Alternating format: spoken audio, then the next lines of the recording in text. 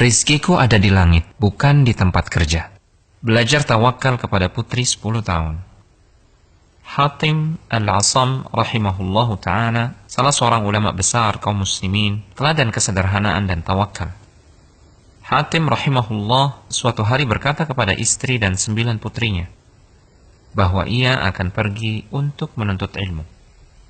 Istri dan putri-putrinya keberatan, karena siapa yang akan memberi mereka makan?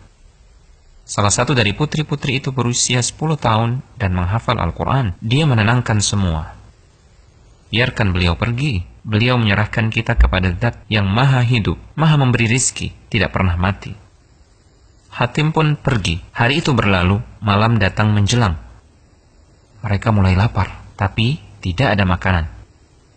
Semua mulai memandang protes kepada putri 10 tahun yang telah mendorong kepergian ayah mereka. Putri hafal Al-Quran itu kembali meyakinkan mereka. Beliau menyerahkan kita kepada Zat yang maha hidup, maha memberi rizki, dan tidak pernah mati. Dalam suasana seperti itu, pintu rumah mereka diketuk. Pintu dibuka, terlihat para penunggang kuda. Mereka bertanya, "Adakah air di rumah kalian?" Penghuni rumah menjawab, "Ya, kami memang tidak punya apa-apa kecuali air." Air dihidangkan, menghilangkan dahaga mereka.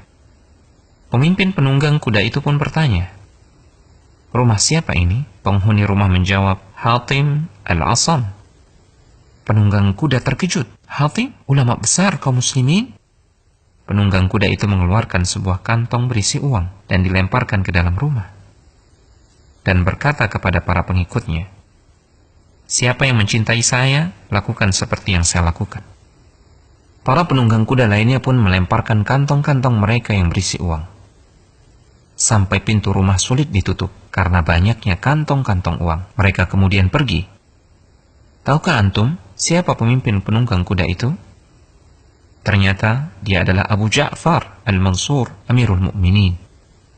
Kini giliran putri 10 tahun yang telah hafal Al-Quran itu memandangi ibu dan saudari-saudarinya.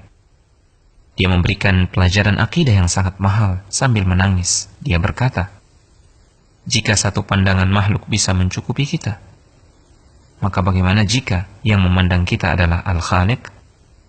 Terima kasih nak, kau telah mengingat kami yang dominasi kegelisahannya hanya urusan dunia. Hingga lupa ada Al-Hayyur Razzaq, hingga lupa jaminannya. Dan di langitlah rizki kalian, bukan di pekerjaan, bukan di bank, bukan di kebun, bukan di toko, tapi di langit. Hingga kami lupa tugas besar akhirat. Duhai Allah, janganlah engkau menjadikan dunia sebagai kegundahan terbesar kami."